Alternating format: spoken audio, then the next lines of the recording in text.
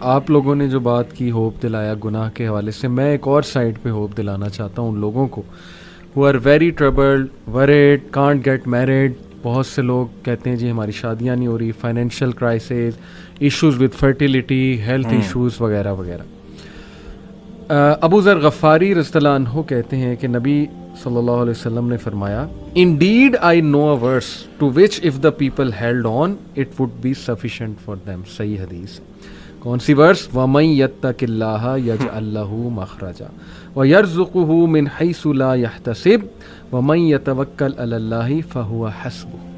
اور ابن عباس رضی اللہ عنہ کہتے ہیں کہ رسول اللہ صلی اللہ علیہ وسلم نے کہا after reciting the above verse, if the people were to apply this verse in their daily lives they would be free from all the doubt and distress of the world, the distress of death and the distress of the doomsday.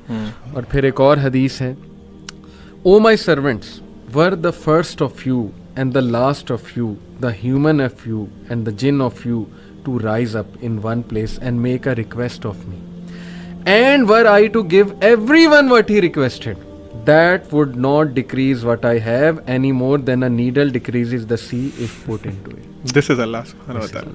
غالباً یہ حدیث قدسی ہے. حدیث قدسی کہ مانگو، کھل کے مانگو. کتنا انڈر ایسٹیمیٹ تم اللہ کو کر رہے ہو، اتنا چھوٹا مانگ رہے ہو. کھل کے مانگو. اللہ تعالیٰ لارڈ آف دا امپاسبل ہے. میں یہاں پر ایک واقعہ سنانا چاہتا ہوں دل کو نرم کرنے کے حوالے سے.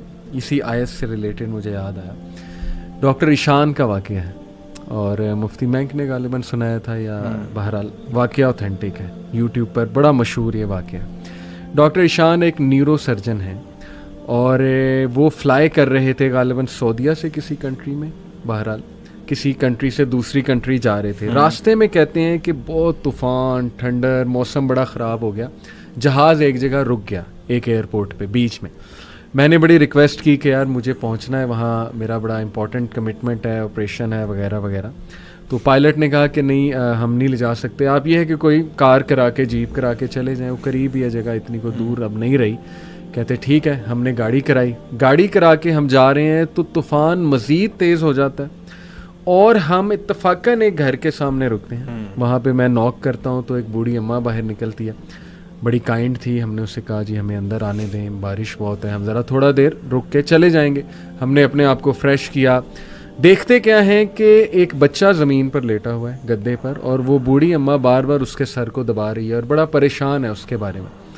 کہتے میں نے پوچھا کہ کیا مسئلہ ہے اس بچے کو، تو انہوں نے کہا کہ اس کا کوئی برین کا مسئلہ ہے یا ایسی کوئی پرابلم ہے جو بہت مشکل ہے یہاں کے ڈاکٹرز کے لیے. تو انہوں نے کہا مجھے بتائیں، میں بھی ڈاکٹر ہوں، میرے بڑے واقفیت ہے.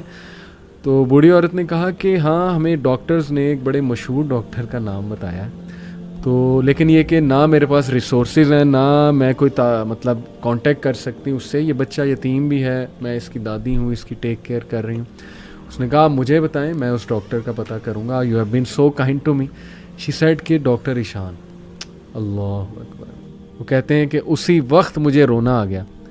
اور انہوں نے کہا کہ آپ کیا مطلب کر رہی تھی، آپ اللہ سے دعائیں کر رہی تھی، کیا تھا ایسا کہ اللہ مجھے یہاں پر لے آیا؟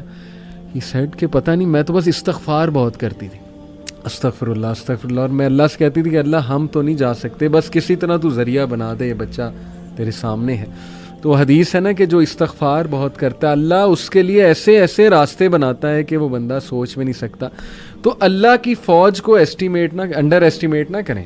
اللہ کی فوج میں پھر کیا کیا چیزیں ہیں یہ آپ سوچ بھی نہیں سکتے. اللہ نے کس طرح انہیں وہاں لانا ہے، کیسے لانا ہے، کیسے آپ کی مدد کرنی ہے. وہی وَمَن يَتَّقِ اللَّهَ يَجْعَل لَّهُ مَخْرَجًا. تو میری گزارش ہے لوگوں سے وہ مایوس نہ ہوں، اللہ سے مانگتے رہیں، اللہ کو پہچانیں، اور اللہ کو پہچانیں. اور یہ بات یاد رکھیں کہ دنیا کی زندگی الٹیمیٹلی اصل زندگی تو ہے نہیں. یہاں جو مل جائے اس پہ الحمدللہ گریٹفل، جو نہ ملے وہ اللہ سے ہی مدد مانگیں کہ اللہ مجھے تقویت دے، اے اللہ مجھے پرسپیکٹیو دے، اے اللہ مجھے وزڈم دے، سکت دے.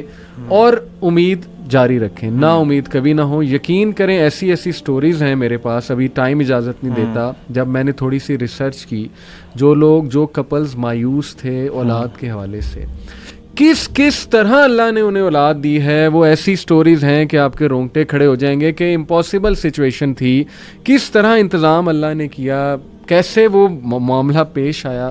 بس وہ اللہ کے کرنے ہیں. تو مایوسی جو ہے میں سمجھتا ہوں وہ مومن کو بالکل زیب نہیں دیتی ہے. اللہ تعالیٰ پہ ٹرسٹ کریں اور اللہ تعالیٰ سے تقویت مانگتے رہیں اور اب محبت مانگتے رہیں. جی